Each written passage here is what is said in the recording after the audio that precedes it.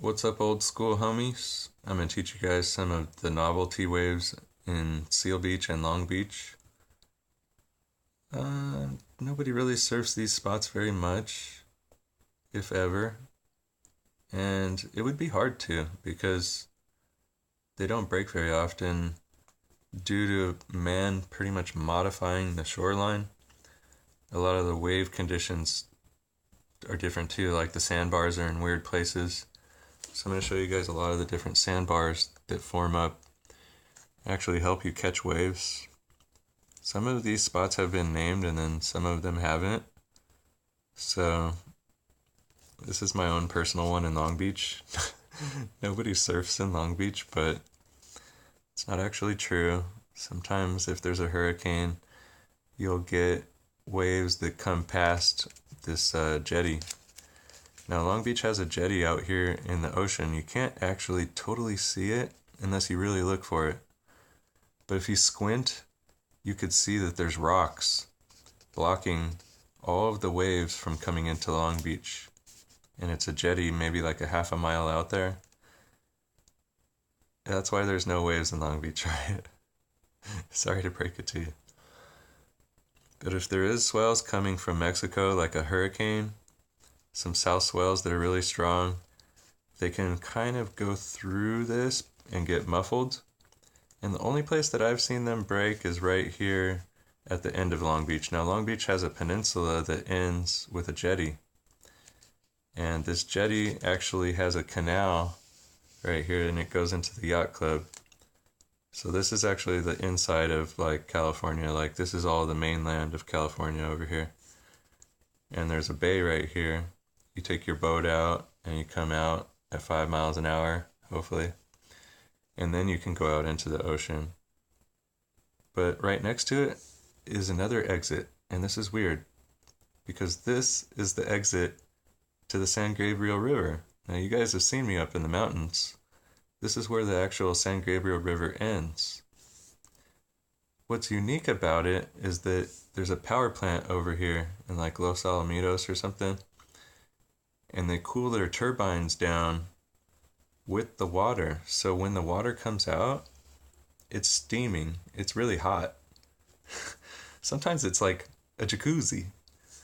And you could be out there in a wetsuit and be like, why did I even put a wetsuit on? Or you could see steam coming off the water. What happens with that is it attracts a lot of stingrays. So if you're walking around out here, you could step on a stingray a lot easier because they like the warm water conditions, and pretty much anybody that threw some junk into the San Gabriel River, the fish like to eat all of that. They just have to sit in one spot and all of the food comes towards them. So there's a bunch of stingrays right here. That's why they call it Ray Bay. Now I have surfed Ray Bay a lot.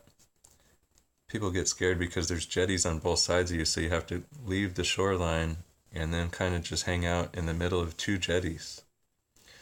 It's really not that scary. My dad did crash into those jetties not too long ago, but he's alright. And his friend helped him out. Surf with a friend, alright? If you paddle out here, there's a spray painted rock and it says 2 on it. That indicates where a sandbar is.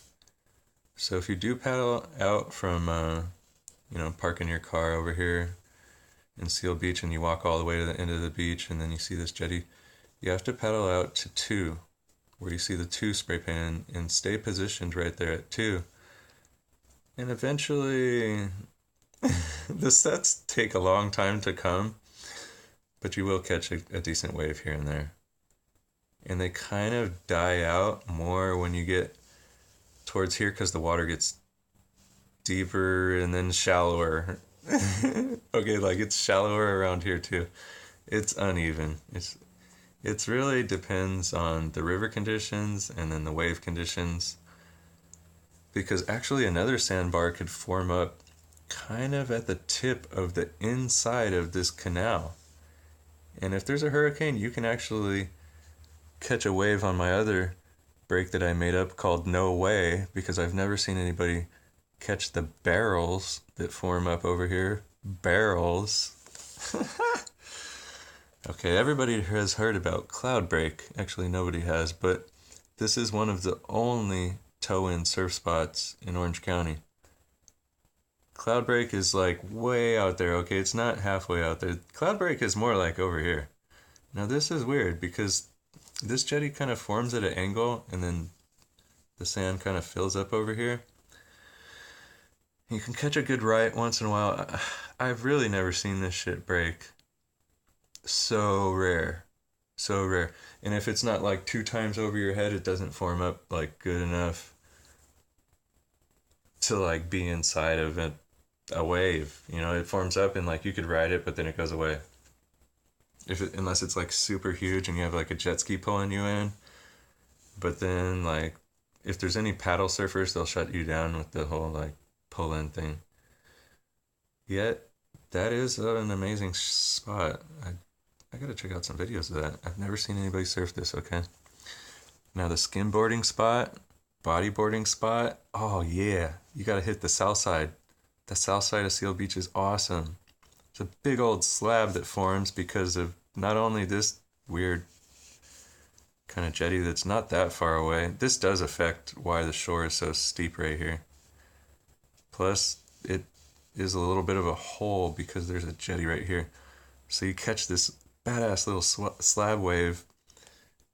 Great for skimboarding, bodyboarding. You can surf it if it goes a little bit farther out. And you catch like a nice little hollow barrel that's kind of heavy. I've surfed the north side a lot at night. They have lights there, so that's a secret. Orange lights.